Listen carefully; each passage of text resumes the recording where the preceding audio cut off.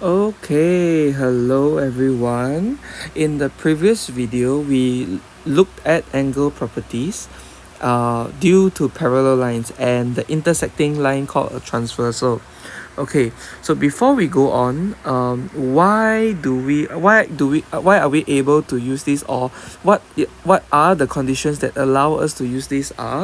You need a set of parallel lines.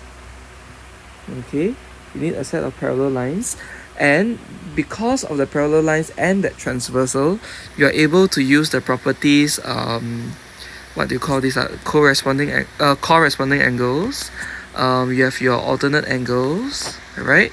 And then you have your interior angles. Okay, now so what happened is that for this one, the parallel lines would be the condition. Okay, and the result will be these properties as your result. Okay, so what is actually the converse? The converse is actually the reverse of this thing. So now the converse would be like this. Okay, so the other direction, the converse would be in the other direction, where now this thing would become your condition. So when you have your corresponding angle and your alternate angle and your interior angle, the result would be parallel lines. Okay, so the converse actually reverses the condition and the result. Okay, so now then we will need to examine whether is this true or not. So the previously is that when we have parallel lines, you get this set of properties, right? So now is we are going to make use of this set of properties. If they are true, then the two lines would be parallel. So the converse is to use to prove that the two lines are parallel. Okay, so this one, the idea is to prove or to show, right, that two lines are parallel. Okay, now so previously when we use the properties, we need to make sure that the two lines are parallel. However, if you look at these two questions below, okay, two questions below, now in the figure, right, we have ABCD, right, cut by the transversal PQ and RS. So then, because we cannot because they didn't state anything, right, are AB and CD parallel, right? So that is the golden question, and we will make use of the property to show, because if they never say anything, we will need to prove it, and we will need to make use of this thing to show that the two lines are parallel. So how do we do this? How do we go about this? So what makes these two lines parallel? Okay, we will need to find our corresponding angles, alternate angles, or interior angles. So for this case, we have a set of alternate angles. Okay, so what we can write over here is for number one. Okay, for number one, what we can write here is, now given that AWP, angle AWP, which is over here, sorry, AWQ, right, and equals to DYP, right, DYP, so DYP, this angle over here, right, so this one is equals to 55 degrees, and you can write down that they are alternate angles first.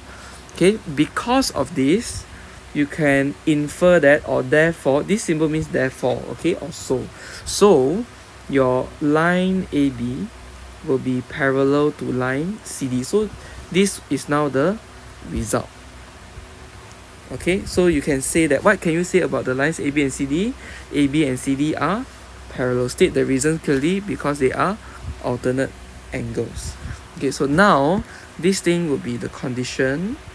Okay, so based on this, the result is that ABCD are parallel. Okay, so this is what we can say about these two lines. And once we establish that these two lines are parallel, then we can use all the other angle properties related to parallel lines. So if AXS, right, AXS is 138, calculate CZS, this one, CZS. So technically speaking, we are looking for this one over here.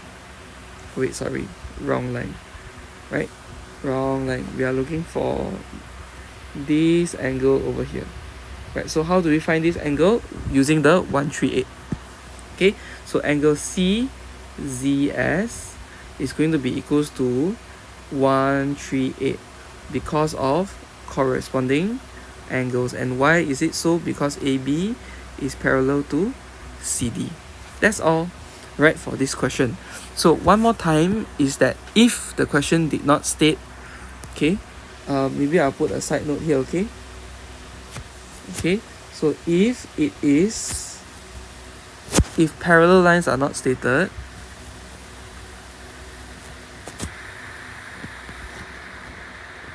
right, you don't have to copy this, but yeah, you just have to take note, okay? If parallel lines are not stated, we need to first, how to spell first?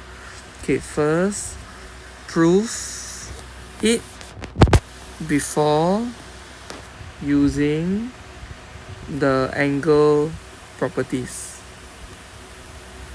okay, for parallel lines. Okay, so this one you really need to take note. Okay, all right, let's look at the next question. For B, in this figure we have PQ and RS, right, cut by two lines, these two lines over there. All right, so if WZY and XYZ is okay, so one is 70, one is 110. What can you say about the lines PQ and RS? So these two angles, they form a pair of interior angles, correct? So because they are a pair of interior angles, we can conclude that PQ and RS are perpendicular. So because WZY plus XYZ 70 degrees plus 110 degrees, okay, equals to 180 degrees. So they form this thing called, they form an in a pair of interior angles. Okay, and because of that, we can conclude that the conclusion, or therefore line, oh sorry, it's not PQ, it's not ABCD, it is PQRS. So line PQ is parallel to line RS, like that. So this means parallel. Okay, we don't have to write the full sentence, we just need to write down symbols. All right, then number 2, hence if BXY is 1, 2, 3, find angle XYZ.